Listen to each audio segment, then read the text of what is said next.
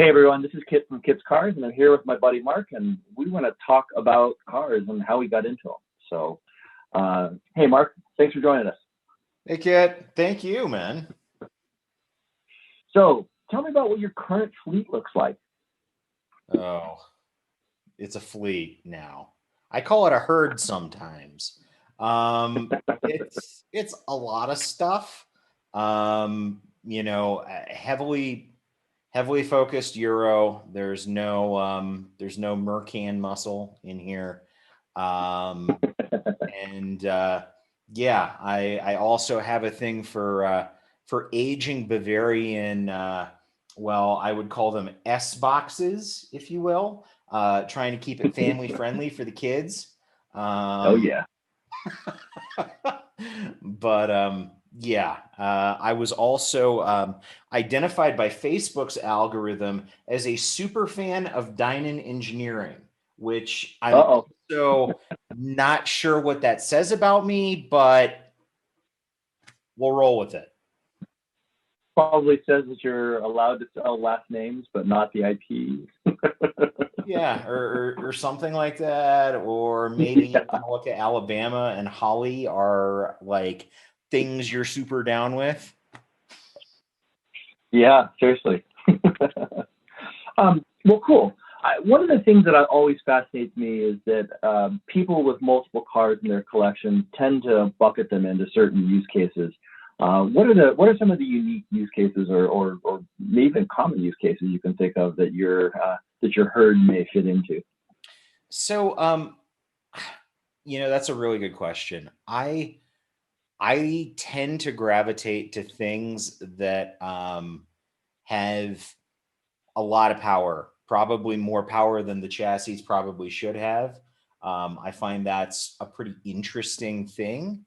Um, I also like big GTs. I do like to drive on the street. I mean, yes, track days are fun. Yes, there's a couple of track focused things in the herd. There's a 9972. There's an E36, but when you think about like that sort of, hey, is this a machine I'm going to really get along with? It's like, okay, is there about 400 horsepower here? Okay, all right. Does it weigh about 3,000 pounds? Yeah, okay.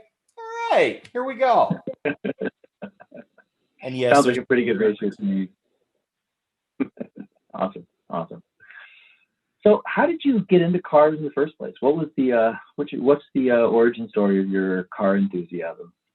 Oh man. Um, so I mean, family, I think, played a factor there.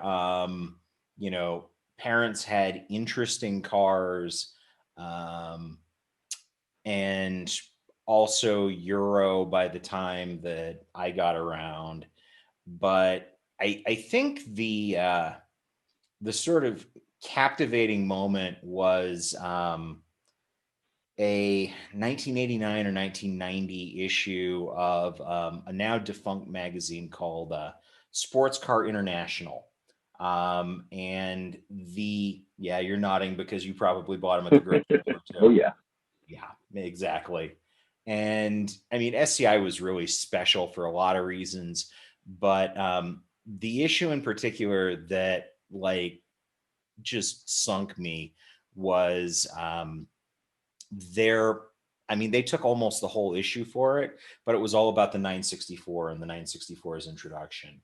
And Mhm. that not only sort of cemented the desire for a 911, but also, yeah, I mean, that magazine opened my eyes to so many cool things. Like, I remember reading about how Alpina had to custom manufacture a new drive shaft for the E34 incarnation of the B10 biturbo. And like it blew my mind. Like, what did they do? They made a whole new drive shaft. What? Um, so yeah, it was right about there when I'm like, hey, there's interesting machines out there, and I always enjoyed machines and doing stuff with my hands and making projects and so on and so forth. So that's sort of like where I think like the teeth really sunk into me and just made me a car guy. Awesome. So what was the first enthusiast compatible car that you ended up adding to your fleet? That's another really interesting question because when you're young and you're broke, and today's choices for the young and broke enthusiast were actually like real money when I was young and Yeah. broke. Uh, Same for you. So I mean, I tried my hand at a 912, so a Hmm. late 60s 912. It was too slow. Mhm. It was just too slow. Um, I tried my hand at what I could afford in a late 60s 911, and it was far too much of a basket case. Like I couldn't figure out how I would drive to my crappy job in something that was falling apart around me. And that's basically what I had the money for. So I wound up in not what your average everyday enthusiast might choose. I wound up in a Saab 900. Oh, those are great. I'm glad you think so. Oh, Mine yeah. was not the fancy turbo. Mine was not much of anything in terms of options, but it was well looked after. It was stone axe reliable, and it was a hell of a lot of fun to drive, even as a front wheel drive car. Awesome. Awesome. Yeah, I remember when I was in college and similarly couldn't afford anything actually fast or well handling. My roommate's parents had a Saab 9000 turbo, and that thing at the time was like our benchmark for both speed and luxurious touring. And it I actually remember, 9,000 was good. I mean, yeah, it's a that great Opel car. platform that they shared with so they shared it with Alpha. That became the 164, which is another car that has a soft spot in my heart. Yep. Um, and I'm not remembering the. So there was a Vauxhall Astra, I want to say. Was it the Astra that was based on that It was same the kind Astra, yeah. We shared the platform, yeah. of? Boom. There we go. Uh,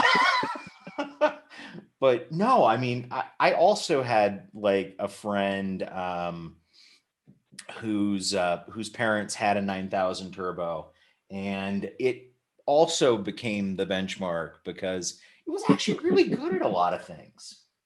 Yeah, yeah. It was comfortable. It was pretty quick. It handled reasonably well. I mean, it had a huge hatchback that stored a bunch of stuff. I mean, it's funny because I always think of the 9000 as a fairly portly sedan, pretty large car. But really, they only weigh like 3,100 pounds. They're actually pretty lightweight and decently fun and tossable because of it.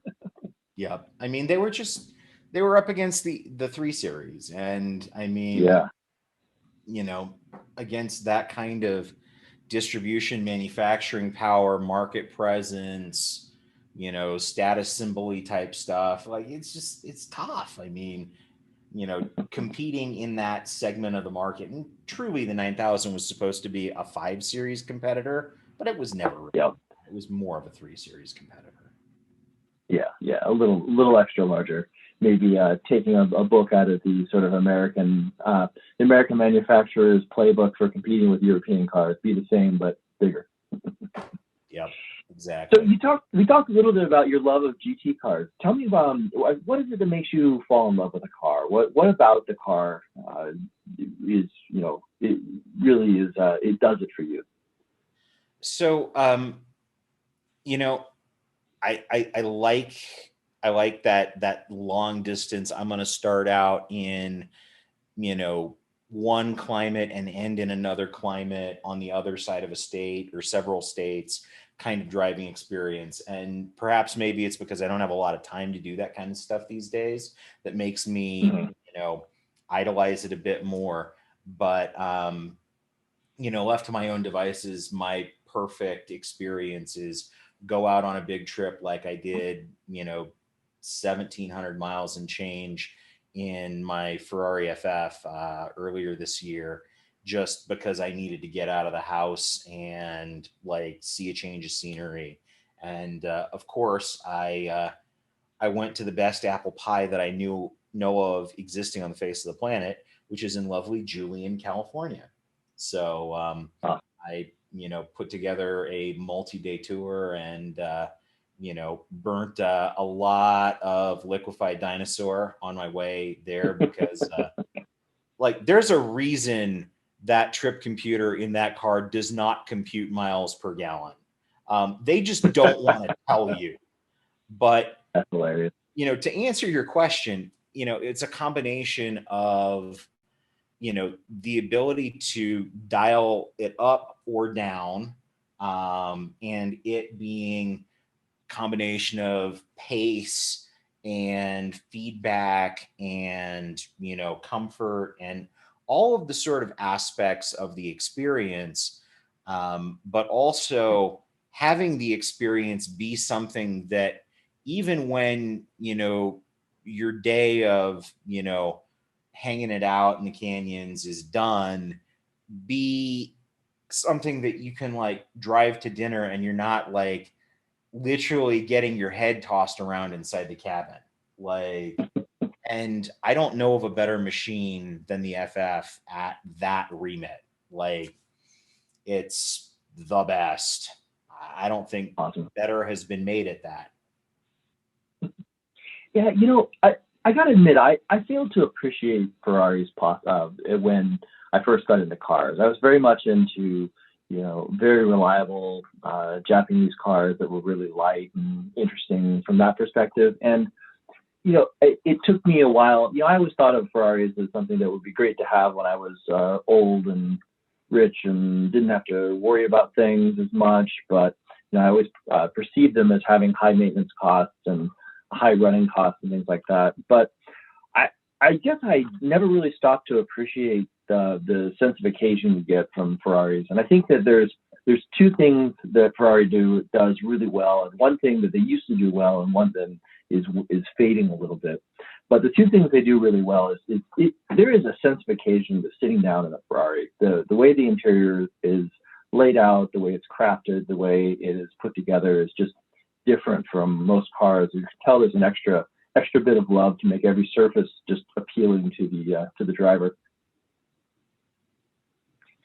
And then the other thing that I find that they do really well is the ride handling balance is better than pretty much anything else out there on the road. And that's one of those things that I don't think that car reviewers are good enough at picking out and differentiating about Ferraris, is that they ride really well and they handle well, and you always have a good sense of control of the car, whether it's a super lightweight 360 challenge or whether it's a heavier larger FF. The sense of control you get from the suspension is just phenomenal, and I just don't know any other cars that have the same kind of ride handling balance you can expect it as a mark that you get that from all their cars. No, you're right on. I mean, it's a combination of, I don't know, sorcery, tuning. I mean, the magnetoheliological technology that they use is really good, but the fact that the tuning plays such an important part is well substantiated by driving any GM product with a MH suspension on it. And you then get to sort of realize, hey, look, there's really some thought put into the product around how the tuning impacts the vehicle. I mean, the sense of occasion bit, I mean, that's also really right on. I mean, I jokingly say that the FF is the best leather jacket I never knew I needed. And it, you know, it smells so good and it feels so good. And, you know, even when it does something that is uniquely Italian, and, you know, I have a pretty high slash sensitive Italian BS detector. You know, you don't mind as much because, oh my gosh, this thing does so many things super well. And I mean, you know, we all talk about how portly, you know, something like an FF is. It's only 4,100 pounds. I mean, think about how many things are 4,100 pounds or more these days. Like the 5 Series, like, come on now. I mean, and when you put that together with the motor and the care that they put into tuning the exhaust experience, and they don't have to hire Yamaha to go do it for them like almost everybody else in the industry. I mean, it's just an amazing experience that I highly recommend to everyone. I mean, and look, that's not me, like, you know, saying that somehow, you know, just because I recommend it, it's somehow magically attainable for everyone. But I mean, if you put your focus behind, you know, hey, this is an experience I want to have, and you think about how many people throw good money after bad on platforms that are almost there, like, you could have that experience. And that would be Yeah. my, you know, 2 cent soundbite for someone who was thinking about it. One of the things that I think that Ferrari has historically done incredibly well, but has had some missteps recently, is in the engine department. I mean, I would say that the FF still has an example of one of the seminal engines of the time. We were just talking about Mark's Ferrari FF and some of the things that make it an incredible car. We talked about the sort of sensification, the suspension tuning. I was just about to go into how I think that Ferrari has been historically one of the best engine manufacturers out there, and that some of the recent engines have left me a little cold. Okay. The example I was going to give was, so my first Ferrari was a California 30. It was one of 2014 with the handling package on it, and I really liked that car. But you know, it was using an older. You had a California and then a California T though, right? Exactly. Yeah. So I had this California, and it was great. I loved it, and thought, you know, this car would be perfect with like 100 more horsepower. And then I happened to be driving by a Porsche dealership on the 30th of December, and they had a Ferrari California T there, and I happened to stop by, and the guy was like, look, I need to move this car before the end of the year. I said, well, how bad could it be? It's the car I'm driving right now that I like, and it's got another 100 horsepower. So I went in there, made the deal happen, drove home in a California T, and I instantly realized that I made a mistake. Turbo V8, I didn't know that was what happened. Yeah, the twin turbo V8 just sucks. It just feels fake. It just feels like it's not real. There's so much that Ferrari does to try to control the experience around a turbo motor that it bleeds off boost in the mid-range, so you don't get like a turbo surge. It has a super aggressive throttle mapping to make up for any turbo lag, so it's really hard to drive smoothly. Did you feel the same way about the 488? I feel the same way, but less so, because I think they nerfed the engine a little less in the 488. They let it go, and in the California T, they just couldn't have this, you know, 650 horsepower motor that was faster than their mid-engine car. It had to be slower since it was cheaper. Right. So it just feels artificial. No, exhaust note. Yeah, I just never really liked. I just didn't. What were your? I'm sure we've talked about this, but what did you have similar feelings regarding the turbo Porsche motors? No, it's interesting because I've had several 911 turbos with a capital T. No, I mean I'm talking the .2s where essentially you know, regular to S to GTS is a tune and maybe a bigger turbo, maybe, but you know what I'm saying? Like same argument can be levied, I think, no? Yeah. And I agree. I think it does take some of the soul out of those cars. It's not as bad as the California T was. I don't think it feels as unnatural, and Porsche was just okay letting them sound the way they sound. And the throttle mapping is not nearly as it just doesn't feel as intrusive to me. And the turbos are smaller. It spools up a little faster. Bagley, maybe I'm catching up here. Bear with me. Bagley, no. Have you driven the California and the Roma and that motor? I have not driven the Roma. I have driven Cali and Cali T. You know, I didn't spend enough time with them to sort of arrive at the conclusion that Kit did, which was, oh my gosh, I made a mistake, right? Right. So, I mean, you know, we like what we like, and, you know, some of us like NA, some of us like turbo, some of us like it all. So long as remind me, how quickly were you let down by the Cali? Well, I mean, wait a minute. You had the Cali regular for a while though, right? I had it for 6 months, and I had the T for another, I guess I had it for 6 months also. So, I mean, in dog years, which are similar to your and my car ownership years, that's a long time, I think. Yeah.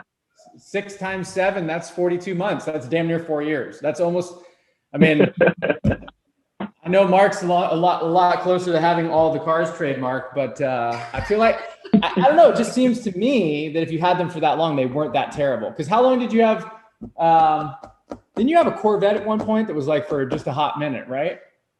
Yeah, I had a Corvette for all of 10 days.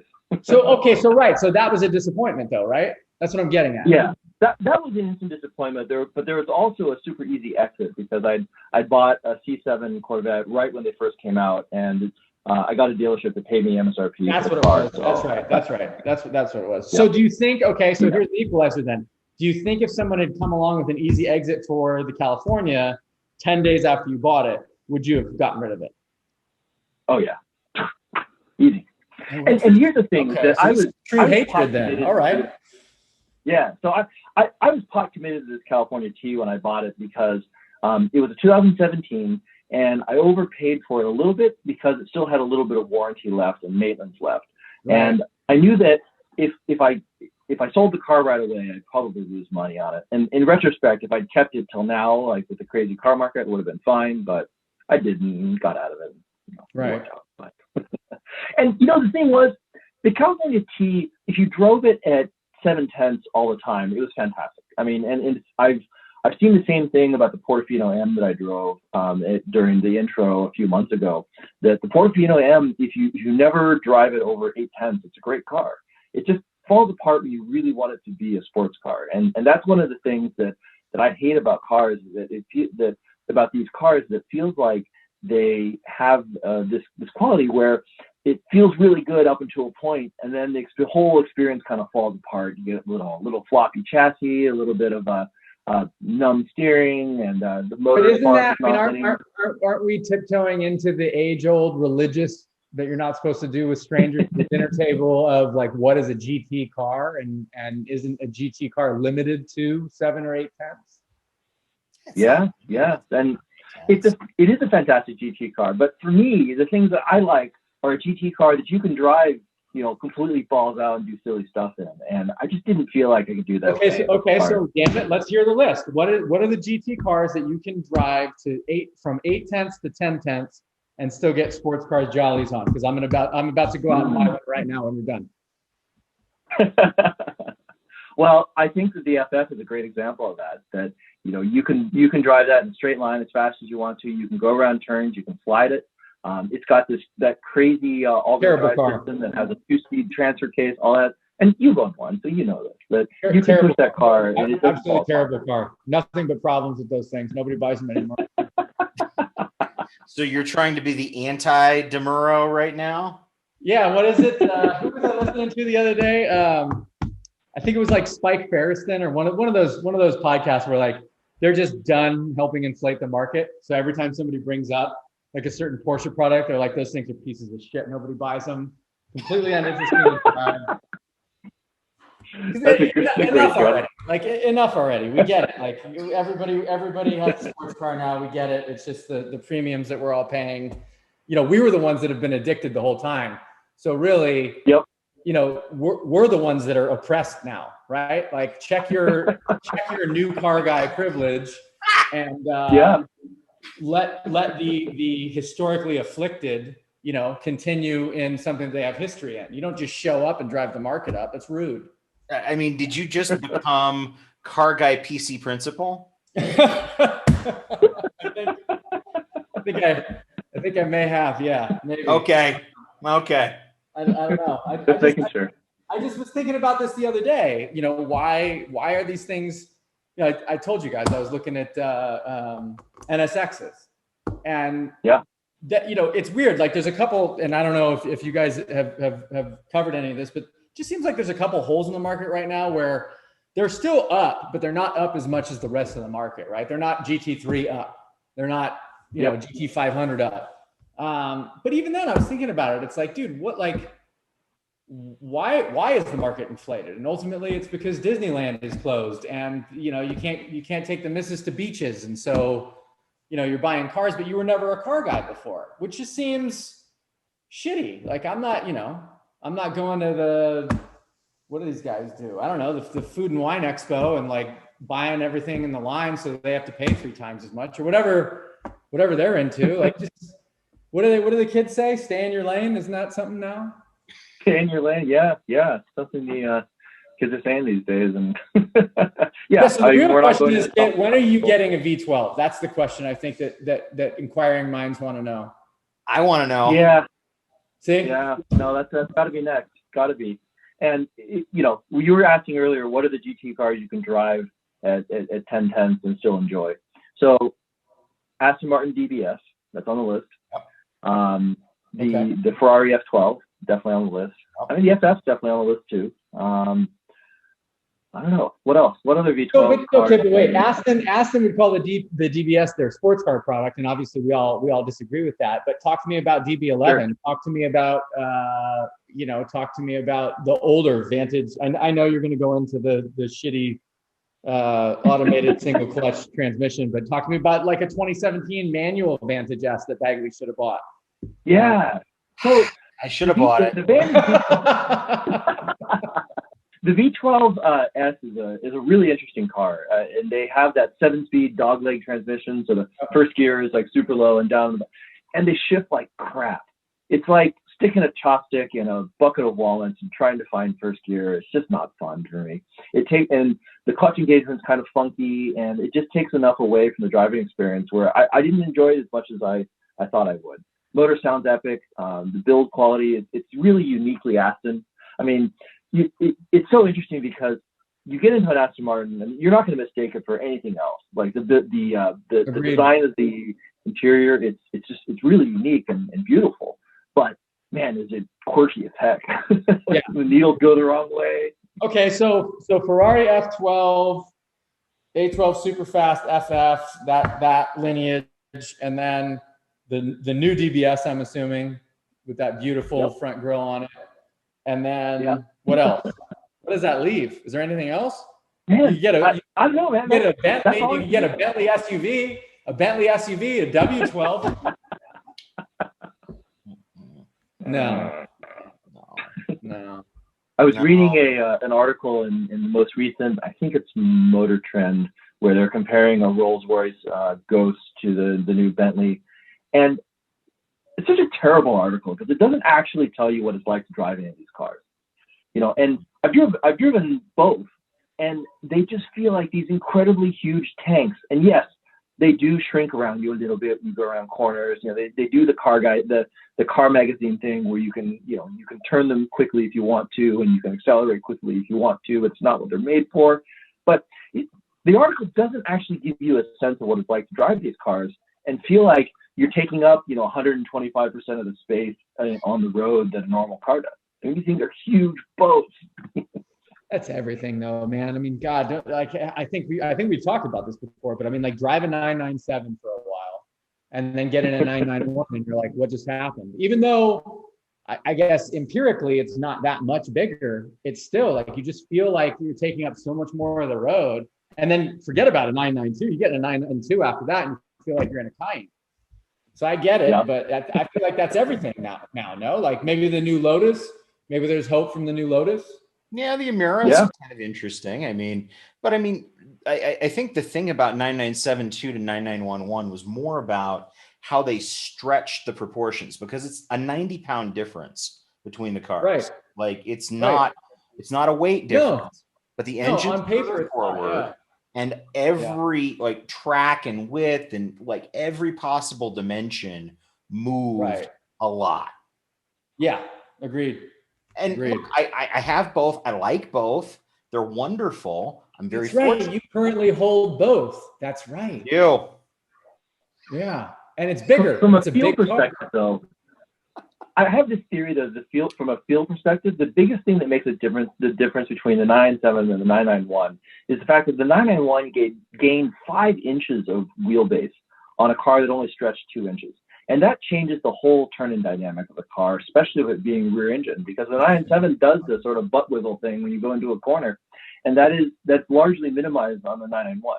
Now, the other thing is the 991 is a lot wider. It's, what is it, 3 inches wider? I think it's 3 inches wider. That you can actually feel. Yeah, that made a big difference. You can feel that both when you sit down in the cabin, the 997, you can go like this and bonk the person next to you. And then you can't do that in the 991. Right. Yeah, no, it's a good point. Well, I suppose it depends on if you've got T-Rex arms.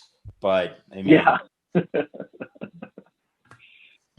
Yeah, no, but I think that's true for, I mean, like, go down the list of cars and they all have gotten huge, right? Like somebody was telling, I mean, you guys know I don't speak Beamer, but like what is it? The old M3 is the same size as the current, or the current M2 is the same size as the old M3 or something like that?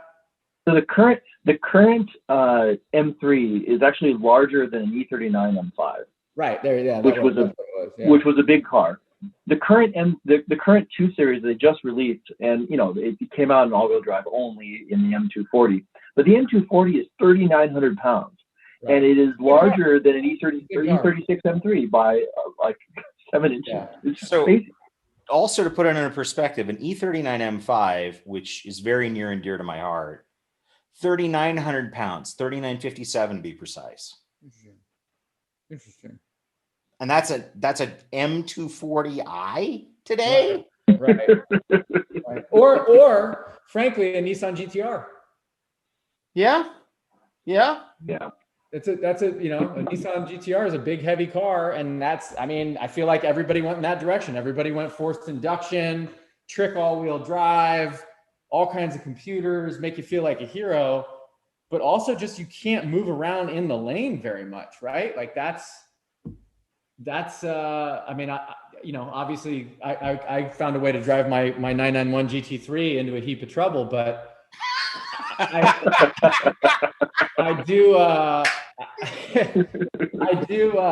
will say this. You know what's crazy?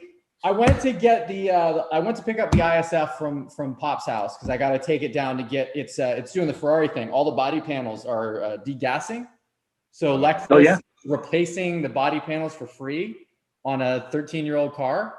Yeah, crazy, right? Lexus, man. Only Toyota. I dig it. But what I was saying is, so I took Highway 36 Bowman Road, the twisty road that I live on. I took that back, and it felt smaller, not sprier, obviously, but it felt smaller in the lane than my 991 GT3 did. I swear to God, which is a hell of a thing. It felt heavier, but it felt like there was more lane. And it's because it's not as wide. I mean, that's just, so I'm very curious about the new Lotus. I'm honestly very, very curious about it. I know you put a deposit down on one, right? Yep. Part of the problem for me with the 991 though, is that you have this weight that's behind you, and you have this perception that you got this, badonkadonk butt on this, huge car. And because you can't see it, it makes it feel wider than it is to me. So I wonder if part of that is this perception. I don't know. a buddy of mine who's in auto design, actually, he has this theory that the dash to axle ratio, which, as you guys know, is kind of the really, you can measure it by the distance from the back of the rear tire to the crease of the door. That distance has the most to do with your experience of speed in a vehicle, i.e. why mid-engine cars that generally have a smaller dash to axle ratio you feel faster, right? Or when they move, you made a comment earlier about moving the driving position, how that can impact things. And I've been thinking about that a lot lately because we were arguing about it semi-recently, and I think he might be right. I think he might be right. I mean, I think, speaking of the FF, think about the dash to axle ratio on that thing. You're in Santa's sleigh. You're sitting pretty far back. I was about to just say that. I mean, like when you first pop the hood, bonnet, whatever you want to call it, on an FF, and you realize that V12 is actually behind the front axle. Right. It's like, right. What? Yeah. How did they do this? Right. Yeah. And the front axle, as a consequence, is miles away. And somehow it works. It really does work. But I will say this, I feel as though and again, just black magic, suspend your disbelief, if the FF had a quote unquote normal dash to axle ratio, it would feel 10 times faster than it feels right now. I think part of why it feels, because a lot of my buddies that have test drove it, Kid, I think you said this when you test drove one, and I think you admitted that you hadn't whipped it, but some people do report that they don't feel as angry as they would have liked. And my opinion is that you've got this big hood in front of you that can make it feel more, and to the purpose of the tool, they make it feel more GT, right, than sports car, even though it's angry and fast as shit and the turn in is fast and all these other wonderful things. You are sitting very far back from Rudolph. Rudolph is very far away from you. And keep in mind, like, I mean, you guys know my love for that car. I'm not disparaging it in any way. I just happen to think it's the world's best GT car, not a sports car. Right. Yeah. Yeah, I can buy that.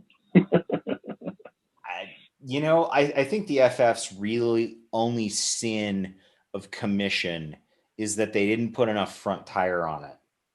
Yeah, you've said that, and I think you're right. I mean, at a 7/10 pace in Mexico, of course. Of course.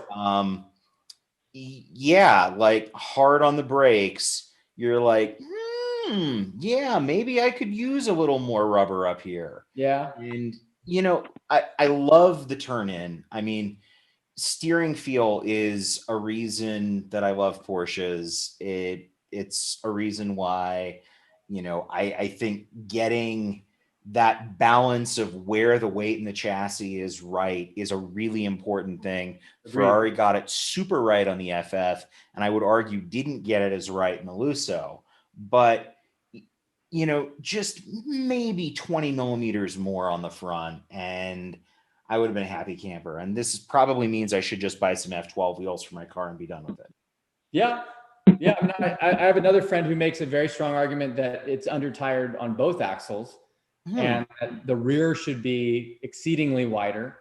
But he agrees with you, Mark. He's of the opinion that the Lusso's four-wheel steer, I guess, performative is the word that he uses. Performative looseness is the wrong kind of smoke and mirrors. He basically is of the opinion that they tried to make the four-wheel steer allow the average person be able to slide the car, and as a consequence, it constantly makes it feel like it's going to slide out from under you.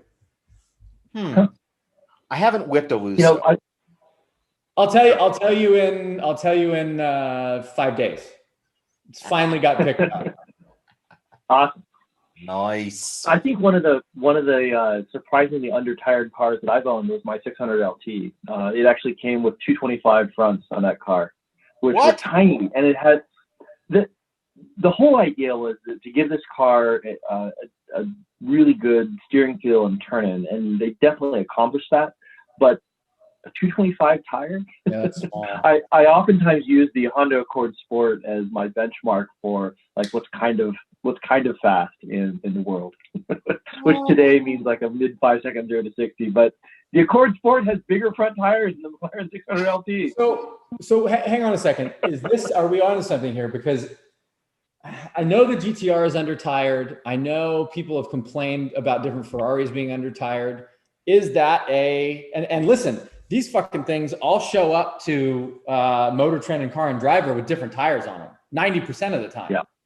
Yep. You know, by the, what do they call them? The prep companies. So is that, let's talk about that. Like what is that? Like, is that because the first thing most guys do when they buy the GTRs, even the newer ones, even the Nismos, is they go up to 335s. That, you know what I mean? They put more rubber on it. I'm thinking about doing it to the Lusso as soon as it shows up.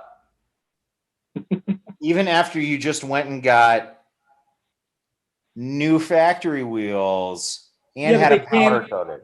Right, yes, but they came with the OEM tires on them that still have a bunch of meat on them. And so it's, in my opinion, it's undertired. I think you can go up to 335s on the Lusso too. P0 grips? I actually went. Yeah, that's what's on. I went to bigger tires on the front of my my 2018 GT3, and I hated it. I went to the 265 35s, and the problem was that did you? Okay. I couldn't go down. I couldn't go down in aspect ratio, so I ended up going keeping the aspect ratio the same and going with a bigger tire.